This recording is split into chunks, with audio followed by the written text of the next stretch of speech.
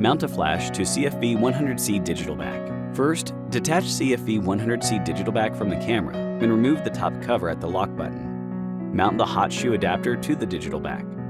Mount the digital back to the camera. Then, mount a flash trigger to the hot shoe adapter. Take out the flash sync cable from the package of CFV 100C digital back. Connect one end of the cable to the flash sync input port at the bottom of the digital back, and the other end to the flash sync port of the lens. Adjust the shooting parameters and press the shutter release button to capture a photo with flash. Mount a ProPhoto on-camera flash to CFV 100C digital back. Take a ProPhoto A10 on-camera flash as an example. First, detach CFV 100C digital back from the 907X camera and remove the top cover at the lock button.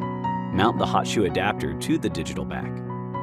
Mount the digital back to the 907X camera. Then, mount the ProPhoto A10 flash to the hot shoe adapter and rotate the ring to lock the flash. Power on the camera and the flash. You can adjust the shooting parameters and flash parameters according to your shooting environment. Press the shutter release button to capture a photo. Then, you can press the browse button on the digital back to view the photo.